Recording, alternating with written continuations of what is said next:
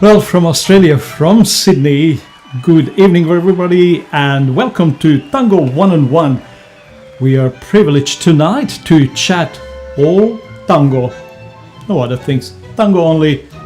And we are also very privileged to have a very good friend of mine all the way from Turkey. But before I introduce you to Ralph, we are just going to say hello to a couple of people from different parts of the world. In fact, the idea is to chat about tango, to chat about life in tango with different friends from different parts of the world. And we have tonight Felipe from San Francisco. We have tonight Bob from London. We have several other people from Europe. And of course, many people from Sydney eagerly waiting to start our chit chat with Ralph. Well, ladies and gentlemen, it is my privilege and pleasure to say a big welcome to Ralph Nasi, all the way from Istanbul, Turkey. Hello everybody, how's it going? Ralph, good evening. Actually, well, it's just afternoon for you. It's just after midday, sorry. Yes, it's about 12 o'clock. You're looking great.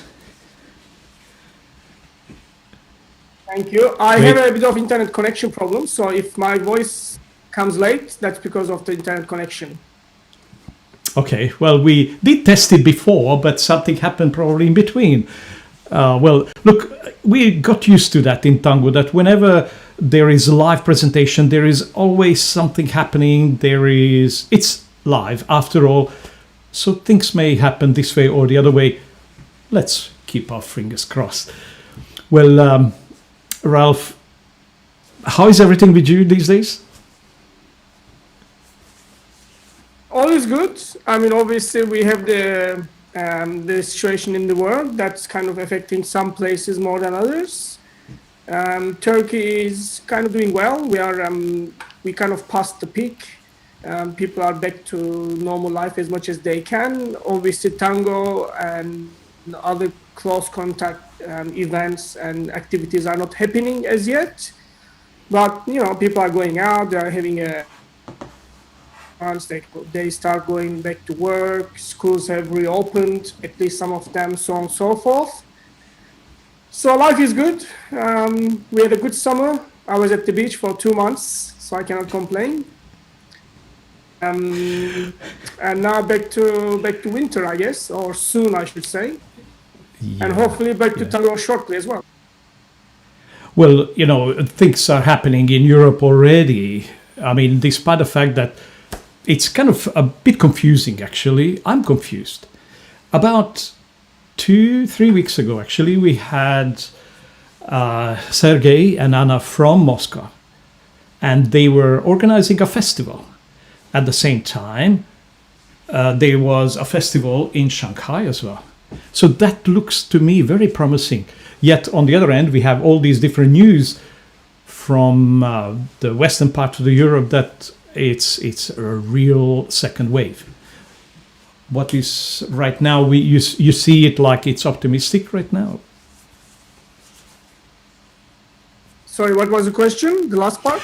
That do you see the scene in Istanbul a bit more optimistic than the western part of the Europe? For events, not so much. At the moment, they don't allow us to have weddings at the moment, or I should say, but only a civil ceremony, no celebration, no dancing, so on and so forth. I think the dancing scene in Turkey will probably pick up after New Year's. I would say around March, April. That's my gut feeling. But as you said, in some parts of Europe and in Russia, people have started to dance, and started to organize events. So hopefully we will do that soon in Turkey too. But at the moment, obviously, people are a little bit scared, and they're a little bit cautious. So we have the tango classes and the practicas started in some schools, and more the younger crowd go to these activities, and they don't change partners, obviously. So and it seems like so far it's okay. There are no cases in the tango scene that I know of, which is a good sign. And hopefully after New Year's, things will start to pick up slowly.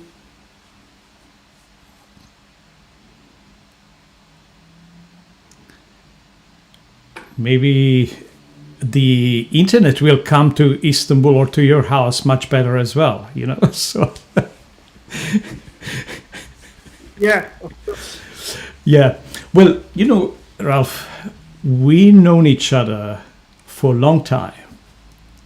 I know you very well. So some of the questions will be a bit unusual because I know the answers personally. But it would be great you to share your answer, your view on some of those questions. Well, you know, typically I would, before I would ask you all about tango, I would like to ask you, how did you start tango? When did you start tango? Why did you start tango? Well, I started tango because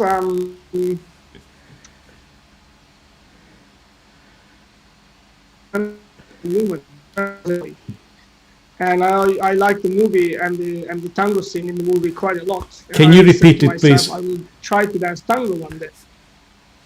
Ralph, can you repeat that first sentence? Okay, Because so that was the most important thing. I watched Scent of a Woman, the movie, when I was a young boy, and I said to myself, I will start dancing tango one day.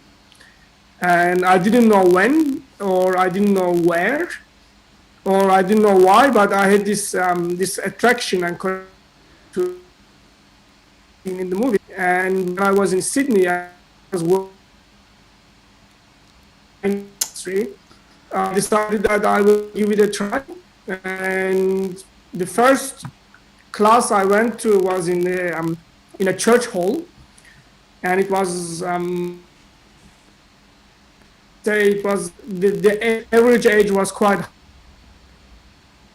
Yeah. I went to the class on the Thursday night, which was in the Spanish club in Sydney, by Pedro and Sofia.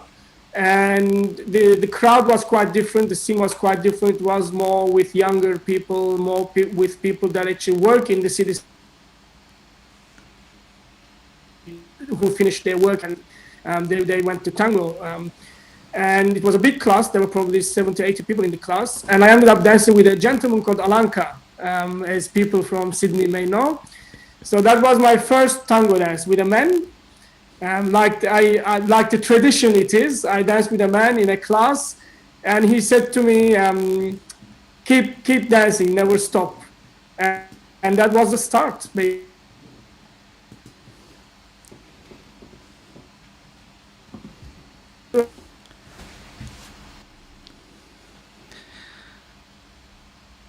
started to come classes as well.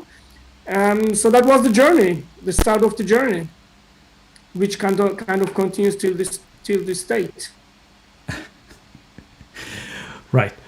Well, I must admit that I did not hear the last two sentences you said. About just before you said that was your journey. I said after about a year, I had a girlfriend called Natalie in Sydney, and we started to come to your classes, yours and Jacqueline's, in Tango Spirit. So that was like the start of my tango journey, and it continues till this date.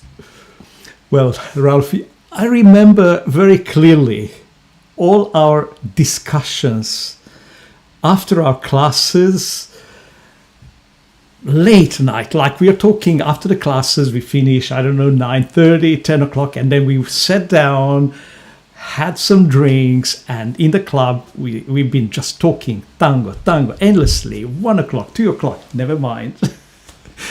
really beautiful moments, and I believe we all developed and our journey collided like that. Yes, exactly. I mean, we are kind of tango crazy, so it's normal. I mean, what else do you expect? Yes, yes. Well, I also remember your favorite place, because in Sydney at the time we didn't have anywhere else to go. But after the classes, I mean, after our talk, or let's just have a bit more talk. And there was on a corner there was a Starbucks. So let's just get your hot chocolate. Yeah, I mean, we had some good days and good nights. Absolutely, absolutely. Well, you organized at the time. You started organizing with Pedro and Sofia, as well as with Sima. You organized the first Sydney International Tango Festival, Salon Festival, and it was a beautiful moment for the entire tango scene in Sydney, because that invited and attracted people from Asia and other parts of the world, but mostly from Asia, and many friends became friends after that festival. What made you start the festival? I guess the real reason was to get Andrea and Javier to Sydney, pretty much, I would say. To some people may not know, I'm a big fan, student, and friends of Javier and Andrea. And that is Javier Rodriguez and Andrea Mister, for some people that may not know.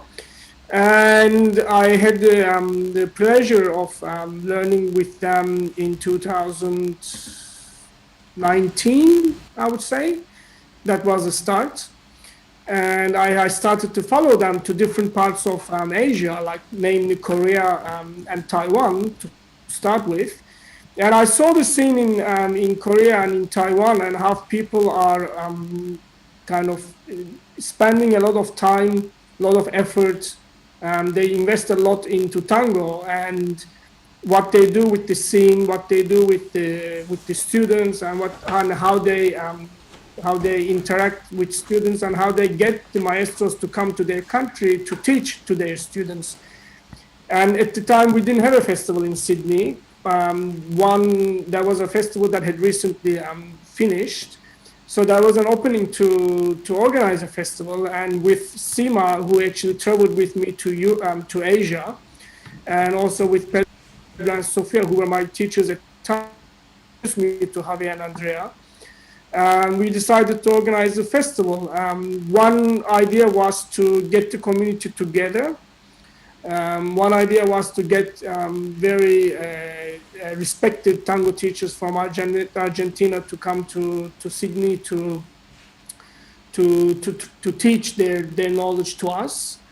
The other reason was to be part of the Asian circuit, which means, if there was a festival in Sydney that was kind of similar to what's happening in Asia, we thought people from Asia will actually come to Australia and and see this scene in Australia and be part of the tango in Australia.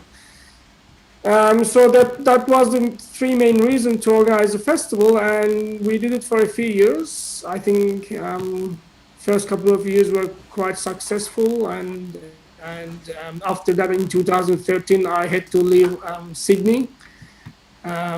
So that was the last festival for me, but we had a really good time. It was a great festival. So that was the beginning of my journey to organizing events, actually, with Sima, Pedro, and Sofia. It was certainly a great festival, and that's where most of the doors opened to Asia, to all of us. And I always say that until we go somewhere and expose ourselves, until then we think that we are the best. And then we go somewhere and we say, okay, maybe not. Maybe we can do it better. That was really a good initiative for sure. That ignited many things. But also you continued to organize a festival in Istanbul. Well, before that, I'm sorry. Before that, you organized a festival in Buenos Aires. First in Istanbul, then in Buenos Aires. But Right. yes, I mean, I organized two festivals in, actually, I would say, one special workshop with Javier and Andres Lazamarano, which was an intensive course or 2 weeks course, 1 week with Javier only and the next week with Andres only. And it was called Short Tango, which means I Tango, and that comes from iPhone, I Tango. It's like a silly joke. Yes. But it's what it is. And we started with that, and then we changed that to a festival. We did 2 editions, one winter edition and one summer edition. And the idea there was to, as people that may have been to Buenos Aires know, the scene in Buenos Aires is quite big, and there are different types of tango danced by different people. And usually in the festivals, it's difficult to find a festival where it only focuses on tango salon, or I should say tango traditional, or traditional tango. So the idea was to organize a festival that focuses mostly on tango traditional. Hence, we chose the younger generation maestros that only dance tango traditional, as well as we asked for the milongueros that were dancing during the golden age of tango to come and teach and or do an exhibition. So we had a night for the milongueros, I think, which was amazing. And then obviously we had people like Andres Lazamarano, Javier Rodriguez, Hernan Alvarez Prieto, Stella Misse, Gabriel Misse, and so on and so forth. I don't want to forget. Yeah, you had Dante as well. Oh, yeah, amazing. Yeah. Yeah. Well, the festival itself, the Istanbul festival, we call it Fiesta. Yes. So that's the one in Istanbul, and the idea there was to actually kind of bring Buenos Aires to Istanbul as much as we can. Yes. Obviously, some parts are easier done. Like you can organize a great milonga with great DJs, with great music, great setup.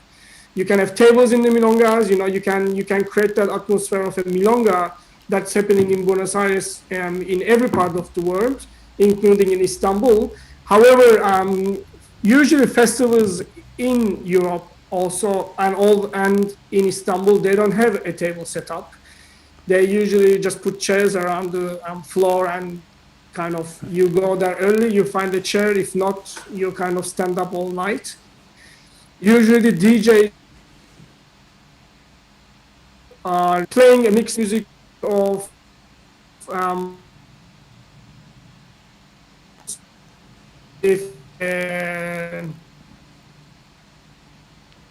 Tango Nuevo,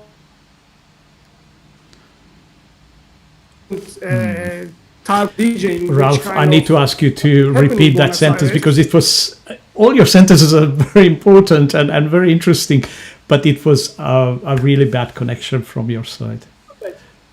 So the idea was to about the DJs that you mentioned that, yeah. Exactly. So as such, we wanted to have DJs that follow the style of music in Buenos Aires as well. And what happens in Europe is most DJs play a mix of different type of tangos, like they play from tango's golden age to tango nuevo, which becomes like a mix. And this is usually the scene of the milongas in Europe, which kind of doesn't fit my style or my liking. So the idea was to create this atmosphere in the milongas that is very similar to Buenos Aires.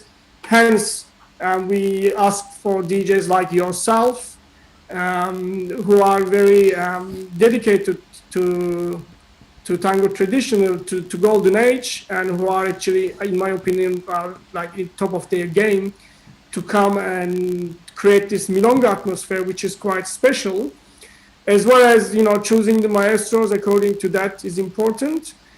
because everything starts with the vision of the maestro, in my opinion. At the end of the day, like I learned from them as well.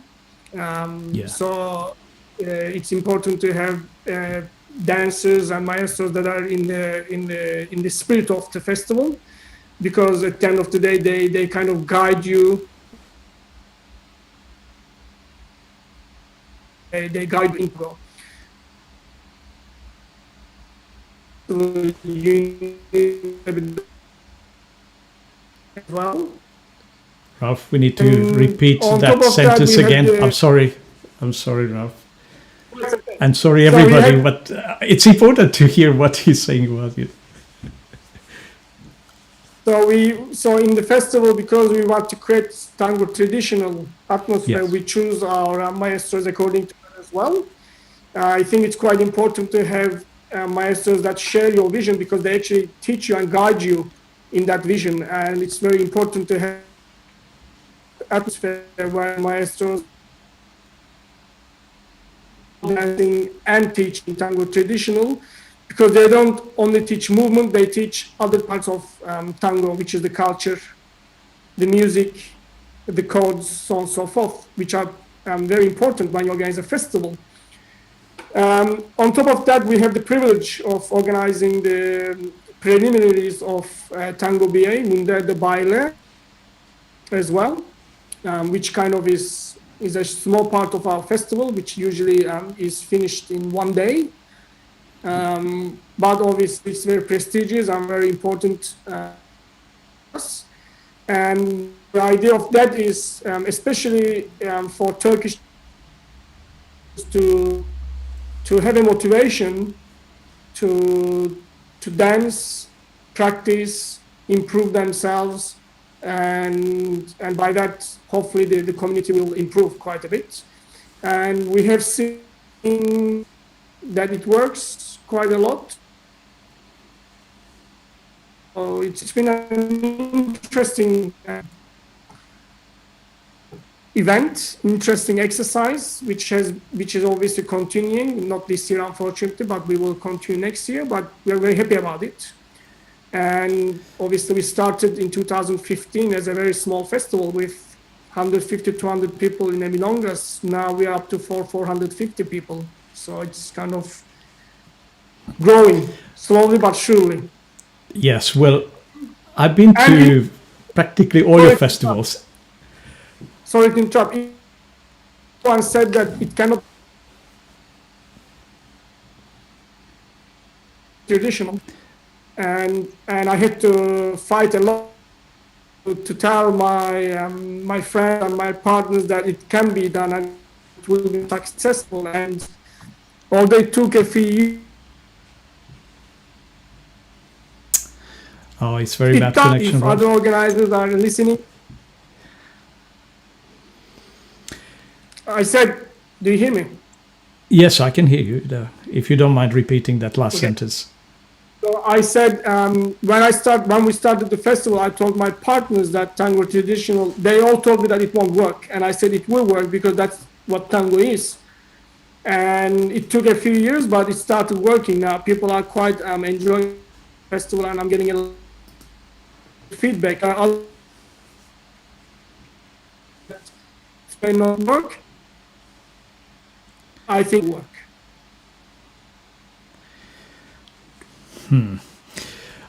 Well, I'm more or less, I understood what you were talking about, right? But one thing, however, I'll tell to everybody that if ever, well, we hopefully it will be soon, that next year, in fact, if there is an opportunity and anybody's thinking should or should not attend the Istanbul Tango Fiesta, it is a must to go place. It's a must to go top festival. There are many very good dancers in Istanbul for sure, and of course that attracts many other dancers from different parts of the world and more from Asia as well. So it's something that it has to be part of it somehow. I do know you very well, and I know you can see things in the future. like some sort of, you have a vision about it. How do you see tango now? At the moment,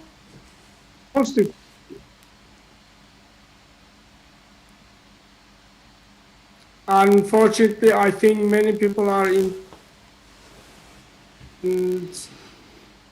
usually people that don't know much about tango are the ones that make most money, and I think negatively affecting the community. If you are in Europe, I can only talk about Europe. I don't want to talk about other parts of the world, but if you're in Europe and you can just say that you're a tango teacher or a tango organizer and just start teaching or organizing something, but I don't think people realize the responsibility to become a teacher or to become an organizer. Or I think these are the people looked up to, and if they don't have the knowledge and be able to transmit, then I think they are cheating other people. And I think this is what's happening in tango at the moment. I think there's a lot of cheating going on. I can only talk about for the last 10 years. I don't know what used to happen that, but it seems like the last 10 years is getting worse and worse. I have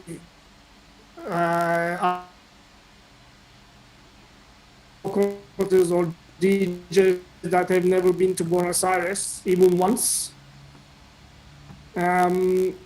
It's kind of like, how should I put it? It's like teaching mathematics. You cannot teach mathematics unless you finish university, and it's the same in tango. You have to study it, and you have to be patient about it. To go to Buenos Aires not only once but multiple times.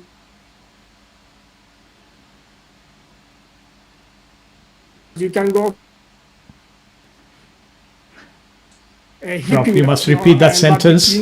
Wait, repeat that sentence. Not to go only once to Buenos Aires, but I suppose many times. I think you have to go many times, and when you go there, you have to stay for a long period, not only for 5 days.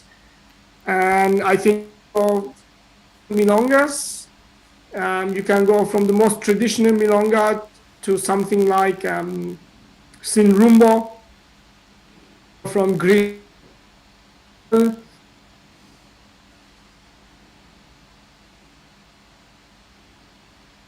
Less traditional to milongas like La Catedral or whatever it is at the moment that's popular. I think people need to study, be patient. I think people need to take less maestros, talk to them. I think people need to, if they have the opportunity, talk to the older milongueros and learn with them as well. Sometimes only about the technique that's important. Sometimes it's more important to learn what used to milongas, how to behave in the milongas, how people dress, what type of music is important, why is it important, which orchestra is important, which orchestra with which singer is important, at what part of the night it's important, so on and so forth. And this type of information, you can only get it from all the milongueros or the really knowledge maestros who are the milongueros anyhow. And I don't think the teachers, organizers, or DJs in Europe do this. They usually watch a tango and scenario couple or watch the championship, and they think that's what tango is, and they try to copy it from YouTube. Some of them may do classes with these people, or most of them don't, and then they start teaching, and they call themselves tango teachers. And I think that's cheating the system and the students, to be honest. Right. So because of this, I find the amount of people dancing increasing, but the quality of the dancing decreasing. And I think this is a problem in the long term, because In my opinion, if someone starts tango, if they don't find a nice atmosphere, they are more likely to stop than continue. So if you and majority of the dancers are good dancers and majority of the music is good music and there's a good setup and a good energy, more likely people will stay in tango. If not, I think they will stop tango like anything else. If you go to a restaurant, you have a dish. If you like it, you go again. If not, you won't go. I mean, it's simple. It's simple logic. I think at the moment they are kind of in a way. I think it's going to be a heavy word, but tango is being prostitutized by many people, and it's becoming more negative every year. But maybe I'm wrong. I don't know. Ralph, I kind of like for a moment, I thought we were sitting next to each other, in front of each other, and we just kind of like shake our heads. And, looking at the current situation right now, it's quite complex, and with all the restrictions, so many renowned maestros are doing online classes, and they're doing it very well. And many people are part of it. In your opinion, the online classes, will they influence the tango tomorrow? Will that be different? Will it have any effect on tango? The online classes. Well, let's put it this way. I think for the current situation, because there's no other option, I think it's a good idea to have some online classes. I think it's very difficult to learn tango online. Hence, when someone tries to learn something in YouTube, we always say, don't watch YouTube, go to classes. And I think that's the best option, to go to classes, to have human to human touch, feel, conversation, so on and so forth.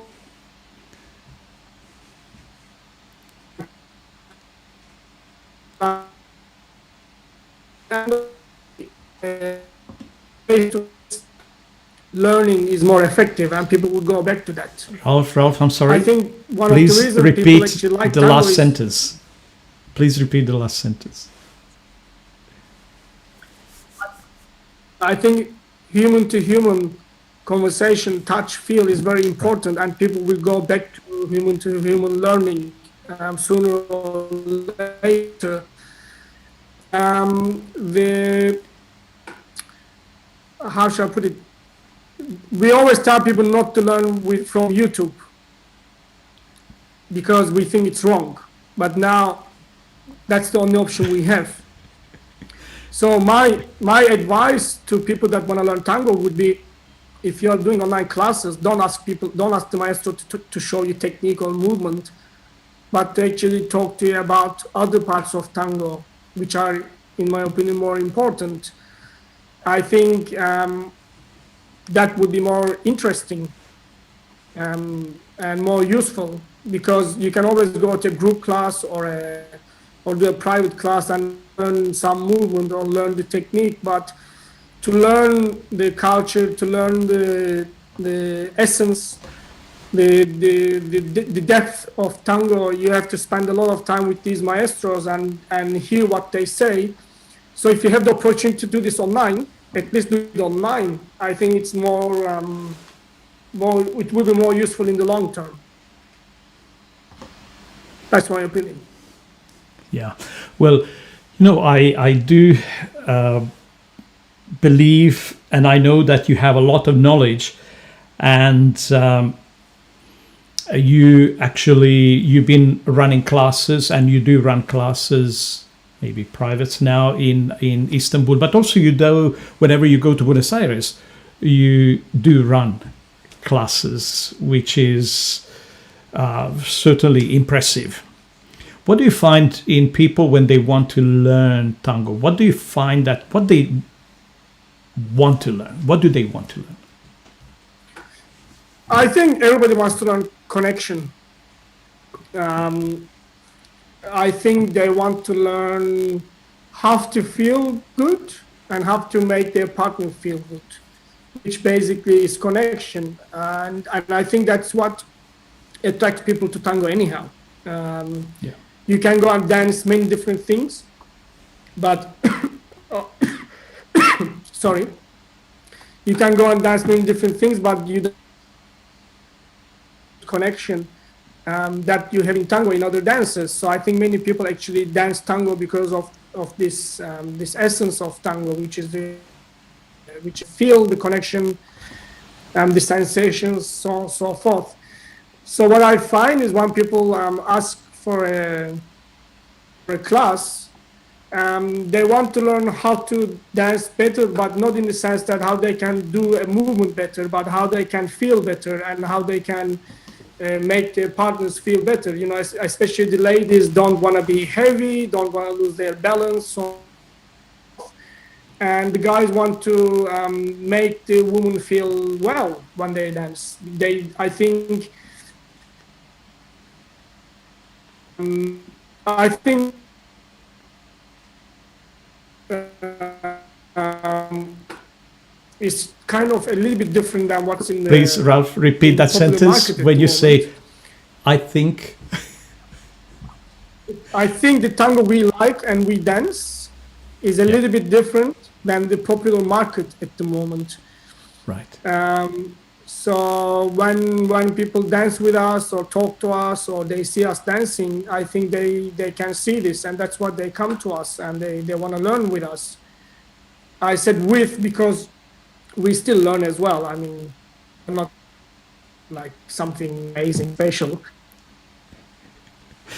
We share it with them. So in essence, especially what I find is people when they come to do classes and they realize tango is more than just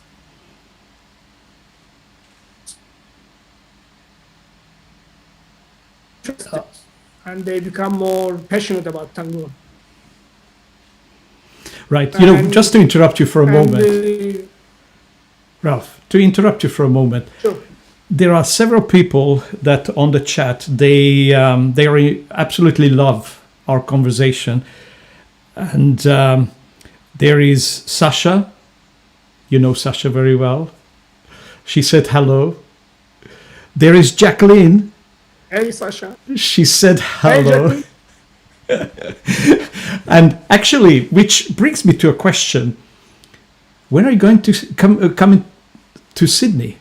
Well, really, there are not only me, but there are several girls that they're waiting for you. And I mean, Australian government says no one can travel until 2022, it seems. So I don't know. I see. But we are eagerly waiting for you to come here. Yeah. Well, also when we just towards to wrap up here, is there any particular memorable moment in your tango so far that you will remember it forever? Many. One. I mean, obviously this is my most special moments. Learning and dancing, learning from her and dancing with her are probably the most special. But you mentioned I mean, Andrea not here. only, Yeah. sorry? You mentioned Andrea. I didn't hear that.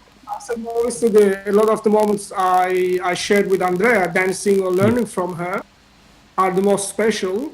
But not only that, I mean, I was very lucky, I should say, that I was when I started tango, I started in a very good environment with very special and nice people around me. I mean, like yourself, like Jacqueline, like Sima, Sophia, so on and so forth. And then when I went to Asia and I met Javier and Andrea and the crowd in Asia, I mean, it was kind of like wow, you know, it's a wow moment. And obviously then I met people like Ares, Isabel, um, uh, who else?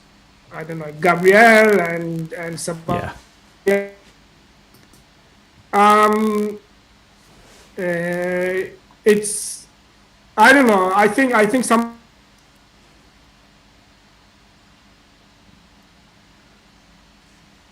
people became very good friends. Ralph, just repeat Only that because of tango. last sentence, please.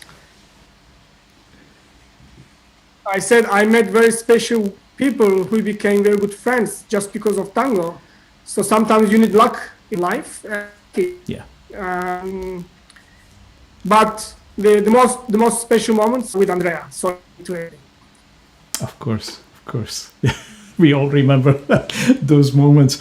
You know, Ralph, it's unbelievable that already 45 minutes gone. Time went very fast. And before I would let you go, I would ask you one more question. And that is, what would you like to see differently that tango will give us from prior COVID? So what you would like to see differently after COVID, after the whole restrictions?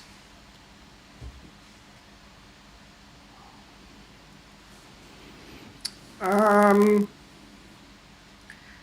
I would like people to become more dedicated for tango. I think experiencing COVID-19 and the restrictions in life, in freedom, in human interactions we have. I think hopefully some people will realize that uh, things like tango, dancing in general, but especially tango, is very important to get to people together and to share great moments together. And to be able to do that, you need to be dedicated. And I don't mean you need to dance great or you need to be a great DJ, so on and so forth. I mean you need to be dedicated in the sense that you need to show interest in tango. You need to improve yourself as much as you can to best your ability, both financially,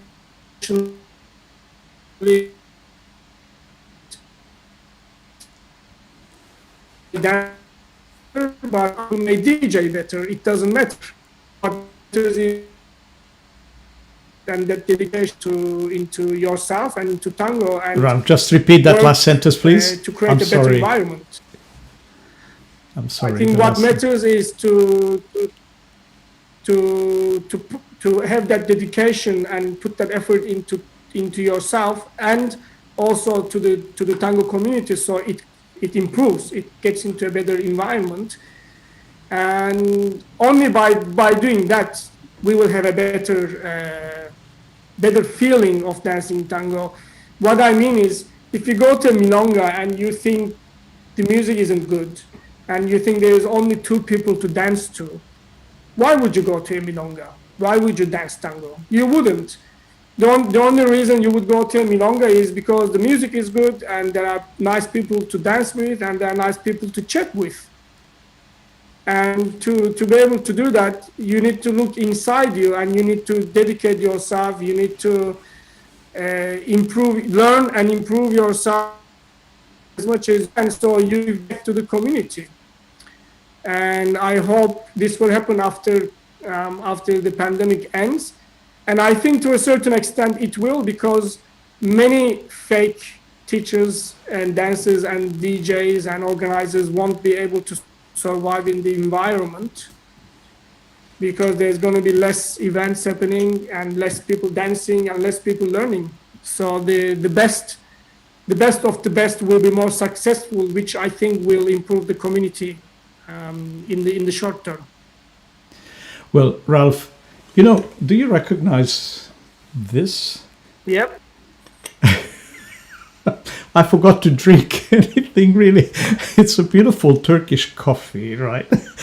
And I'm so much looking forward to come to Istanbul and to expand not only my tango, but also to expand this collection that I have. It's really a remarkable place, and I'm looking forward to see you again. We all hope that you will be coming in December here. We never know. You may.